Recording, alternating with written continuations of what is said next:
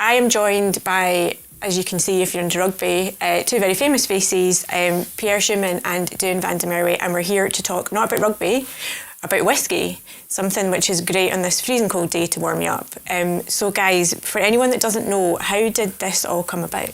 It's quite cool. Thanks, Rosa, as well, for the incredible work you've done. Yeah, now having this podcast and interview at EH3 Studios. But yeah, me and Duane, we go a long way back. We played SA under 18, as we mentioned to you. We roomed together for the first time. Back in 2012 it was. Yeah. That was years ago. He was basically Johnny Bravo, just like arms and then skinny legs. And when he got out of the shower, he went, hee-ha-hoo. But that's not where he drank whiskey. We came to Scotland. Edinburgh and Scotland has given us everything, and we might get into that later. But then we decided, he's played 50 caps for Scotland. I played 40-something. Why aren't we doing something to give back to the friends, fans and families? And he actually invested in whiskey casks. Yeah, so before we kind of started this, we kind of started investing into whiskey casks here and there. And did a couple of that. Pierre then over lockdown started his own like biltong and droeworst meat kind of company. Yeah, dried meat. Dried meat. Yeah, and that went really well. Yeah, I guess you want to touch on that. Yeah, that's we actually learned a lot. Me and my wife Carissa about this, and we knew Duhan and his wife Nika. So with that experience, we just said like, I love Scottish things. Like we love lochs, castles, Highland goose. And then, of course, rugby and whiskey and bagpipes and everything Scottish. And we said, well, why don't we do something? And I think at the Audium, we had like a whiskey tasting with famous grouse, which was cool. And that planted the seed. Instead of seeing it as competition, why don't you share the admiration of, let's share this beautiful Scotch whiskey with the rest of the world. And then, we met some incredible people, David Whiteford, that went to Hong Kong, and he had a lot of experience with whiskey. He's actually the cousin of Luke and Tom Stoltman. And I met him for a coffee and I said, look, me, Duhan, Hamish, Watson, there's a few boys in the team. We always want to do ideas. Like we had lingerie ideas. You had a lot of ideas Plus over like a year or two. And maybe for the stuff you came up with. The models, the backline players. But then we decided, let's do the whiskey. And we partnered with Luke, Heron and Bevy. And we did 2 limited releases. Within a few days, it was quick. Yeah. We had to make a decision to be brave. It happened, probably happened within kind of a week. Yeah. Like, I think Pierre met up with David Whiteford on, I think it was maybe the Wednesday. We played Italy away for Six Nations on the Saturday. This is after myself and Pierre had the conversation about, doing something with whiskey, but kind of didn't know where to start. He met up with David on Wednesday. We then played Italy on Saturday away. We lost. Yeah. And we had to make a decision kind of by Sunday if we want to go ahead with this, because we obviously kind of, with David and the people he kind of knew, met the right people to get this going ASAP. So funny enough, initially I said no, because, you kind of just came off the pitch. We lost, and I guess kind of took 24 hours to kind of think about it and know that, this job that we love to do at the moment, it's not going to be there forever, although Pierre thinks he's going to play till he's 50. So, kind of looking back at it, what's it now? It's coming up to almost, a year and a few months. Yeah.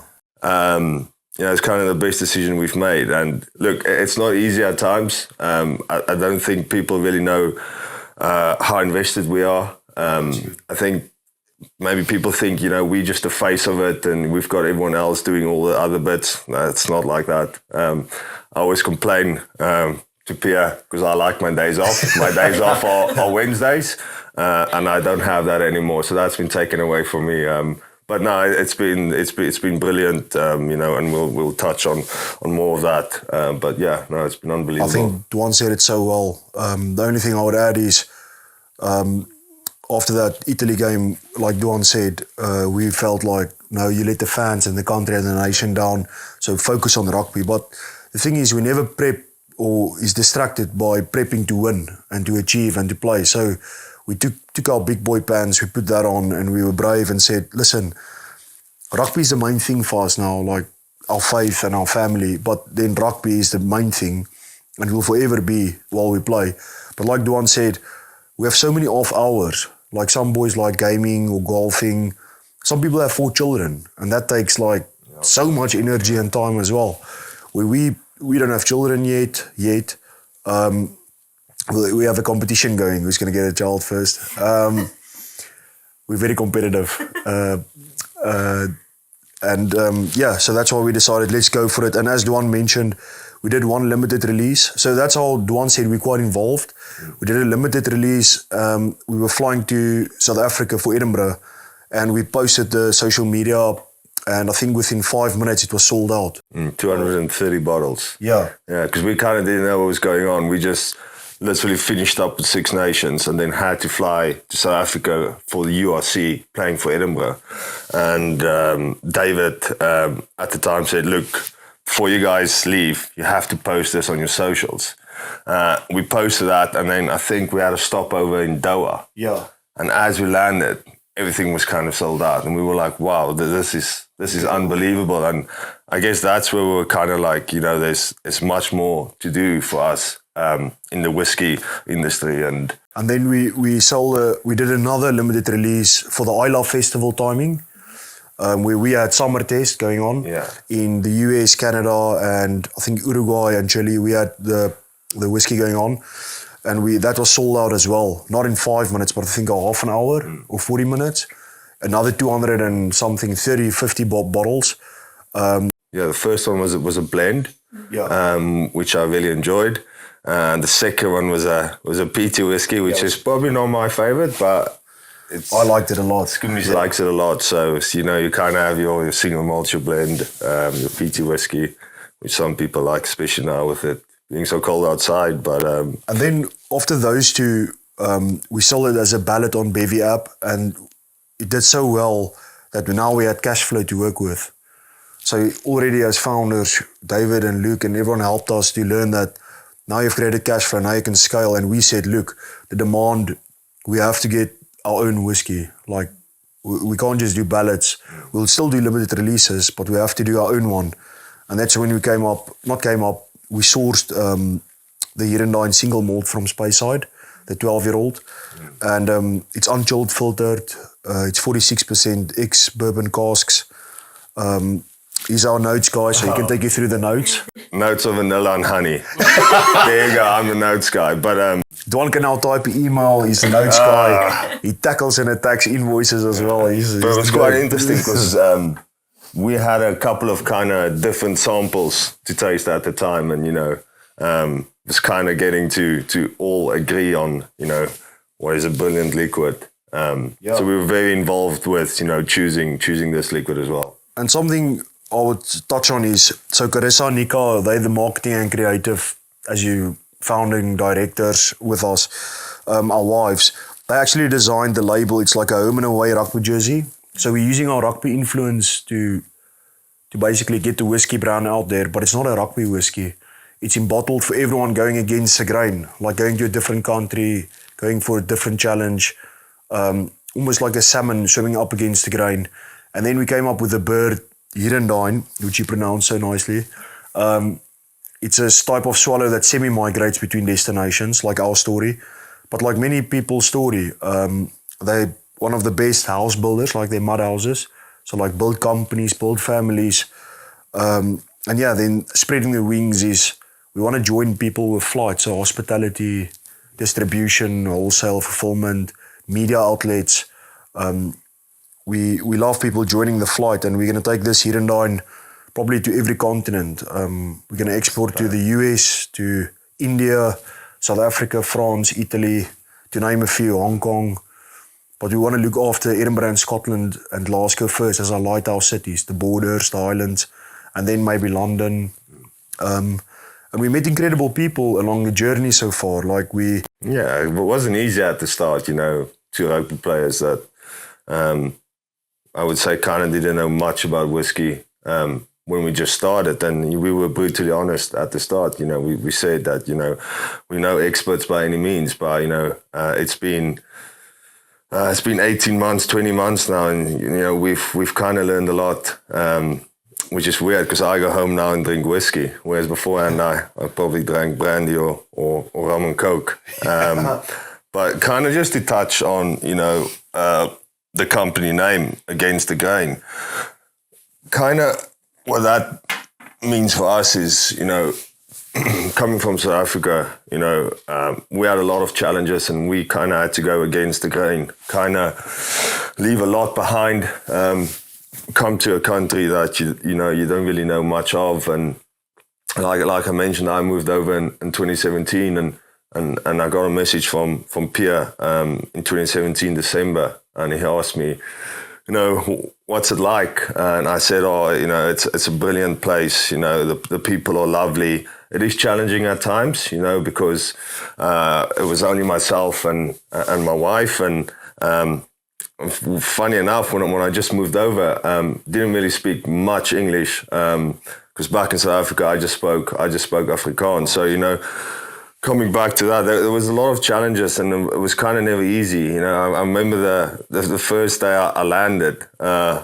was summer. And I just couldn't really believe what was going on. And I just thought, it must just be a bad day. And it was going on for a week, 2 weeks. And I was like thinking to myself, how is this summer? So yeah, there's been a lot of challenges for us over the last couple of years. And, it's just kind of coming back to that, if you just keep on grinding away and, keep on working hard and, if you're passionate about something and you fully believe you can do it, then, why not? I think that was a surreal moment of what Duhan said is what was a thought about a year and a bit ago.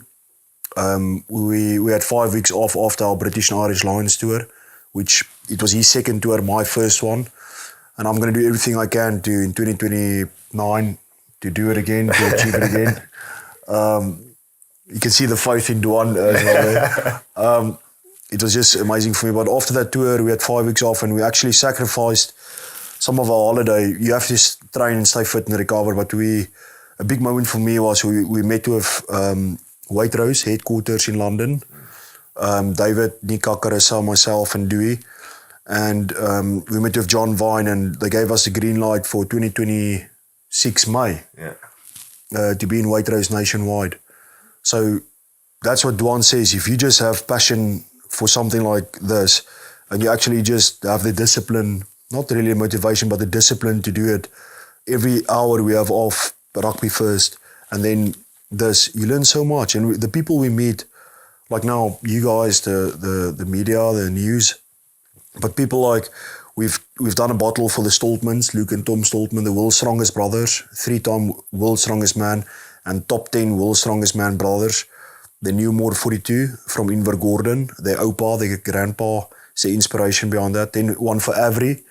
They do all the World War II projects, etc. They're friends with Jeremy Clarkson as well, and they work close with him, and they live next to Guy Ritchie or something. But yeah, Jim, we've done a bottle for them, and now we're going to do it every year with them. So we're going to focus on our own whiskey, Hirundine, but through Against the Grain, we can still create bottles, memories, legacies for people, individuals, companies as well. But our range will be our core. Like this liquid for us is flawless. That's our flex. It's not the bottle we sourced, the wax dip, the Against the Grain rugby haggis looking bottle. It's the liquid. We're the most proud of the liquid, and I think definitely 2026 will bring out another 1, 2 or 3 ranges. We'll definitely do 18-year-old. And we have to have the sweet spot, like Duhan said, not just our names to a product, but it has to be some of the best liquid. We want to be famous for that. That we didn't know anything about entrepreneurship, founding companies, serial entrepreneurs, and whiskey specialists. I don't think you're ever a whiskey specialist, except McLean, Charlie McLean. But yeah, we're gonna pursue this head on after rugby, and we want to make sure the ground foundation was solid before you go too far and too quick. I guess, yeah, it's like you say, we took some time sourcing the right liquid because, we didn't want people just to think that, we just using our faces and our names and kind of just put it to a bottle and an average liquid. I think, you know, we took about 4 or 5 months to source the right liquid, and like Pierre just mentioned, you know, we are planning on maybe potentially doing an 18-year-old, potentially a 21. You know, the sky's the limit, and you know, we'll take our time to make sure that, you know, we do source the right liquid, because it's important for us that, you know, you know, it's all about the liquid inside. Yes, it's a brilliant story as well, but you know, you don't want to pay £75 for a bottle of whiskey and, you know, the liquid inside's not great. So, and that's the most important thing for us, and that's something we're really proud of. You know, people that don't really know much about rugby coming up to us and saying, "Oh, you know, your whiskey is brilliant," and it's a very proud moment for us. And it stands out, like in a bar or a venue, the unique bottle. Like we say it's a rugby ball or like a bird cage for the Hirundine, and it's against the grain. And then something subtle is in the Hirundine, it's a 1 and 11. It's our rugby positions on the pitch, so that will forever be. And also in against the grain is the 1 and 11. So that's something catchy that we're trying to. That's Carissa Nika. It's not our brains. No. We have to make sure we play 1 and 11 and not 17 and 23. That's our main goal. And what about whiskey in South Africa? Is it quite a big thing? Did you guys kind of grow up around it, or not really? To be honest with you, no. I guess, you know, a lot of people in South Africa drink brandy and Coke.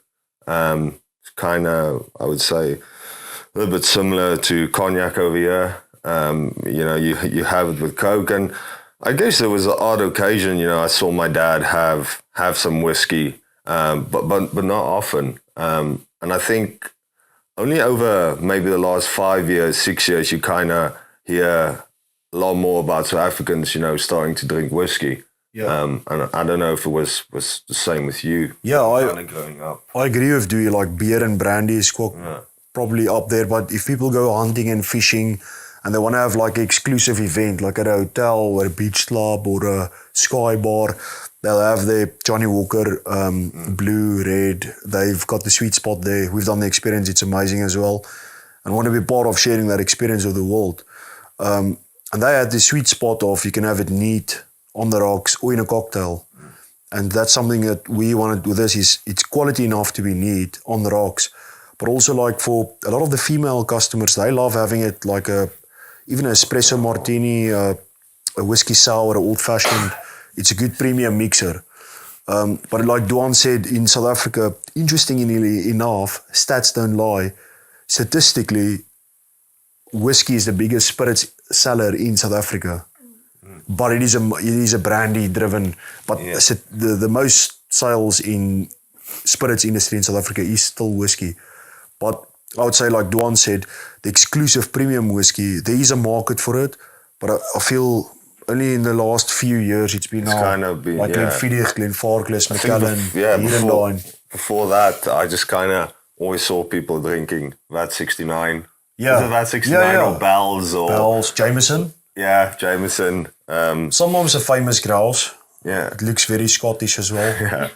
That's the other one, Scottish Leader. Yeah, Scottish Leader, yeah. But yeah, it's only over the last couple of years it's kind of, you know, started to like pick up and like probably a wee bit more premium, I would say. But whiskey has picked up in South Africa in the regards that Duhan touched on. There's whiskey distilleries now in South Africa. If it's a handful, let's say 10, but it's picked up now, like especially the grain whiskies, etc. They're having fun as well, and also malts. But nothing will ever be a Scottish single malt, especially from Speyside. Yeah. Oh, is that your favourite? Yeah, so at the moment, we're trying to focus on all our Scottish single malt will be Speyside. And we don't disclose the distillery because with Against the Grain, we might go in a route of Against the Grain might be our, you know, Diageo, Bacardi. You can do various things. It's a culture movement as well, a premium culture movement with, you can add merchandise or events. You can, who knows, maybe we can, you know, join the Sip Seekers and Bevy and we do the Edinburgh in Scotland, the world's biggest whiskey festival on the planet. Why not? You know, the sky's the limit. There is no bar for us. And we're fully submerged and involved with this. And I think this gives us a lot of energy. Like we can play full out now for another 9 years and 8 years. Let's hope so. Yeah. So you've talked about you like Speyside, and we've mentioned different brands, and the famous grouse just reminds me of when they sponsored the Scotland Top a million years ago when I was young. Were you influenced by any of that, or did you just go on your own personal taste of what you wanted to bottle? Because you started off with a blend. Was that like a specific decision that you wanted a blend, or was it just kind of what was available? Or that was actually, so Laurie from Bevy helped us a lot with that. He gave us a few options.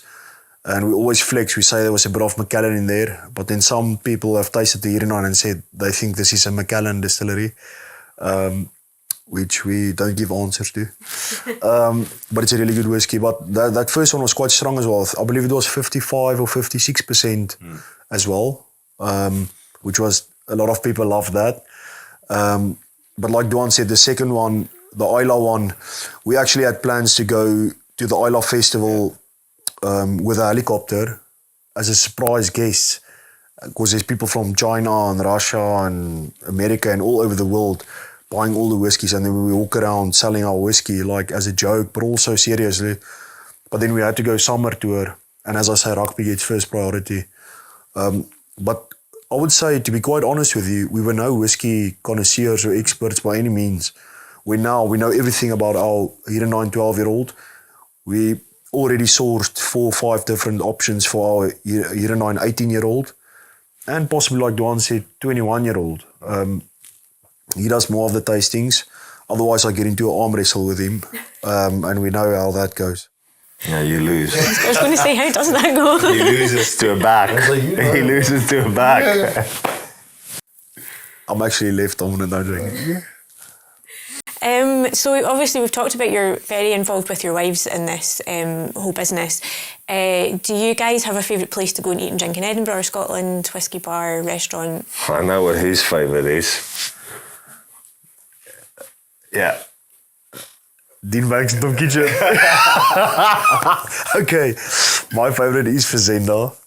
The all-you-can-eat meat, the premium meat. And our whiskey's in there as well, so it's a perfect combo. What's your favourite? But now, I don't know, I guess. Now we got Maki and Ramen is quite up there. Yeah, I enjoy that. My wife loves Maki and Ramen the most, I would say. I guess that's actually the nice thing, whenever we meet with whoever it might be, a new restaurant, a bar, whatever it might be, we always chat about the whiskey, try and get the whiskey stocked in there. We also have food there. So I guess, what's my favourite? My favourite would probably... Your favourite? My favourite would probably always be, I don't know, a steak and something. Yeah.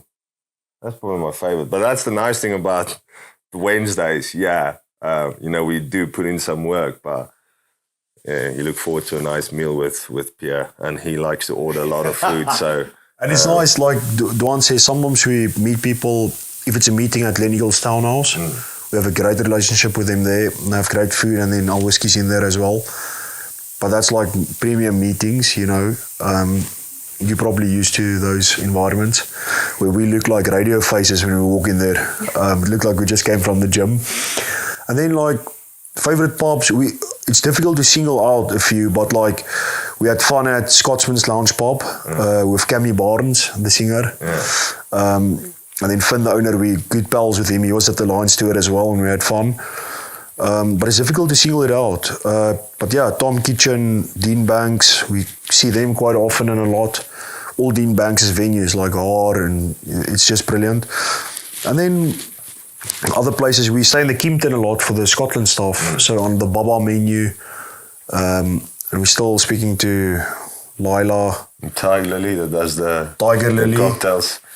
Back in my day, that used to be the place I go to after a game. I still go there from time to time, but I don't go there every weekend, obviously, anymore. As you get a wee bit older, can't be bothered being hungover the next morning. But we absolutely love that. Love Tiger Lily, and we always have kind of, area kind of blocked off for us after a game. Where else? Cool Town House, Queen Arms, Tiger Lily There's is so up many there. places we can mention. There's so many. So Yeah, even Scott's at South Queensferry from Buzzworks. That's a great venue. People love going there, and it's a stunning view. And they have excellent food as well. We're trying to do more stuff with Buzzworks, as in like Troon and Glasgow. We get Sione and them for like a £5 appearance fee. no, I'm not. Sione will do it for free. Sione will do it for free. 100%. I'm not paying that, man. We have to pay you Jones now because he's sponsorships left, right, and centre without playing even. And so we're sitting here, it's sort of early January, you guys will be heading into the Six Nations really soon. How do you balance things like a wee dram with training? Is it completely off the cards or can you... That's an excellent question. I would start by saying rugby is quite a big drinking culture. Like you look after the body, but it's not like football where in the season you don't drink at all. Like after a great win, it's always a beer or celebrate, almost like Vikings, sing a song, get the testosterone up, and then you blow the cobwebs away on a Monday. You do your recovery on a Sunday. I go to church, pray for Duhan and the business, pray for him while he sleeps. And then we'll do like sauna, stretching. On a Monday, you get through the movement again. Yeah, rugby is like that. And fair, that's how the tradition is. So we try to limit, obviously we don't drink during the week. No, not at all. But if we do go for a nice dinner, I don't mind having a glass of red wine with my dinner. Or if someone makes us a cocktail. If we meet up with someone on a Wednesday, and they've got 3 different cocktails that they're making, and we kind of have to taste all 3 of them. I have to taste it to say, which one we think is the best. I'll have a wee sip here and there. Agreed. Or sometimes, when I have to have a wee dram with someone, I'll just ask for a little bit. But and there's a really important thing you asked is, how do we balance it with rugby? It's like I said, we're really knackered in between sessions and after games, but we have a lot of hours off. But that's where David, Carissa, Nika, and now we actually got our first staff member as well, Landy, helping us with the invoices and the stuff that only that brain can think of. Well, your brother has been helping you non-stop for the last 6 weeks, so I hope you'll be paying him out of your own pocket and not ADG. We flew Neil from South Africa to help us in this period now, and that's come off Duhan's shareholding invoice system. No, that's not your pocket. But the quite significant thing is about the team is, we met with incredible business people like Stevie Lip, Sir Bill Gamble, speaking to Sir David Murray a bit, Rangers fans. Don't be angry at us. I'm a heart, he's a Yibi. Because he loves money, I love people. No. I'm just saying that. Hip's been on fire, mate. And that's a good banter we have. Watched the game 2 weeks ago. I know Hips is on fire. You saw what happened. But he always sit at the posh sheets, you know what I mean? I go hard, Koensel, let's go. But we have a lot of banter with that. But yeah, we meet incredible people, and what we've learned is, year 1 as founders and entrepreneurs of this, we broke even. And that's quite significant strides for us as a whiskey startup in today's age. In the industry, single malt. Such a difficult market. Yeah. Especially it's people were probably saying at the time, what are you two doing? You don't know much about whiskey, and you're coming into a market that, that's it's going to be so hard. And, when we kind of look back at the last 18 months, I think what we've achieved has been unbelievable, and there's so much more to come. So much more to come. With that, we have 2 stories that we always share. One is the dolphin technique. So we don't take away from other brands and stuff. We go fish where they fish, and that's where the fish is. And we go, hey McKellen, yes, that's an excellent fish. Hey Glenfiddich, that's a brilliant fish. Yes, Glenfarclas, look at our nice fish.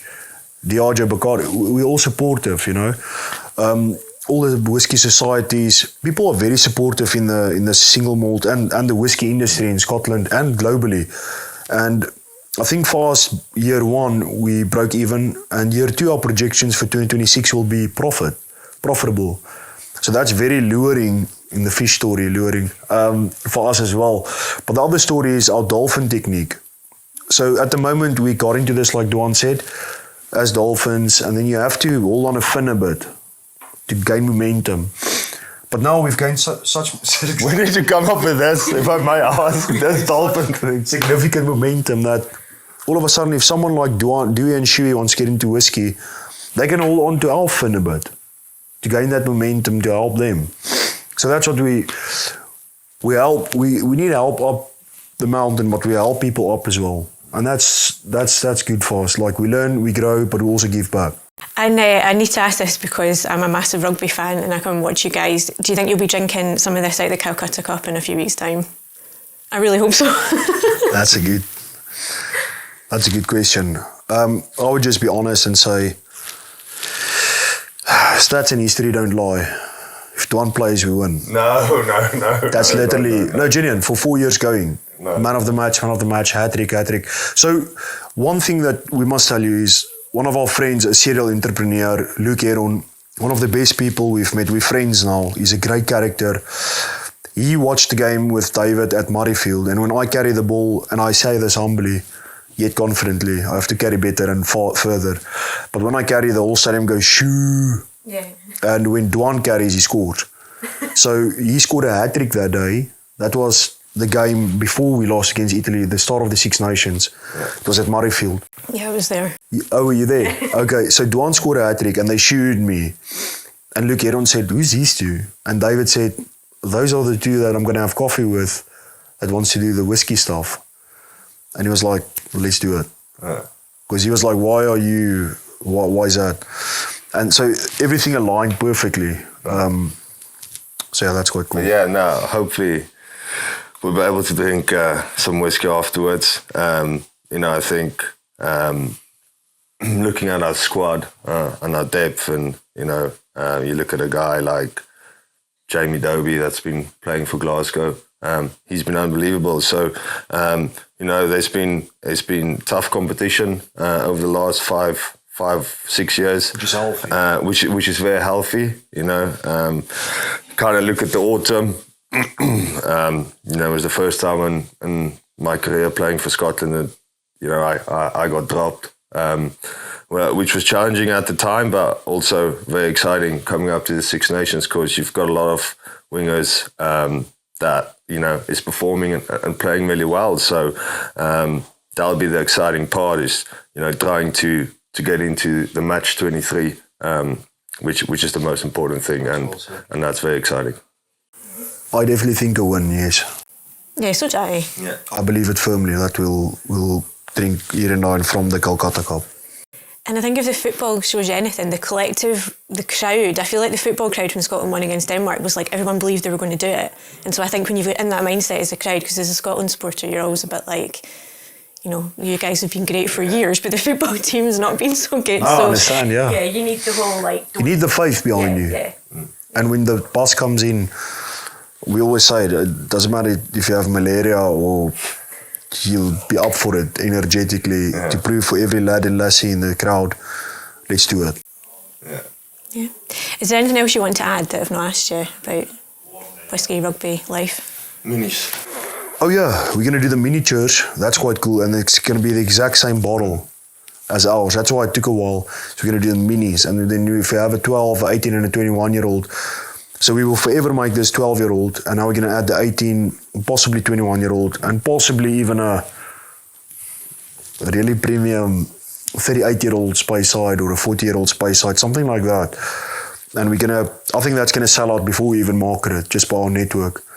But we're in over 500 venues in Scotland, so if you go to bars, venues, enjoy the Hirundine. Let us know what you think. We would love to, on comments or anything on social media or emails or whatever. That's our biggest flex. We're not in this just to make money. He loves money. I love people. So for the people, enjoy it, and then Duhan will make sure we make money. But it's really for the enjoyment of, this is our whole life's work in a bottle, and for many people to celebrate. Like when you watch rugby, Six Nations, high end, at your house, whatever, enjoy the whiskey, let us know what you think. And yeah, we're not just here to sell Hirundine, we're here to sell anything's possible if you believe, achieve, and have the passion for it. And also, thoughts becomes things. Like our careers has led us into this whiskey, and now we're really proud of it. And as entrepreneurs, we meet amazing people to do business. So that's something we don't take lightheartedly, like distribution, fulfillment, hospitality for the love of the guest. That's what that means actually. We learn a lot and we love what we do, but for now rugby is still the main priority and people love that. Can we get a hot toddy bar out in Murrayfield, please? Because it's always freezing. Yeah. That's a good idea. It's cold. Well, thank you very much, guys. It's been lovely to meet you and chat, and good luck with the upcoming season and the whisky. Thank you, Roseanne, for the incredible job you're doing in the Scotland food and drink industry. We appreciate your time. Thank you very much. Thank you. Thank you.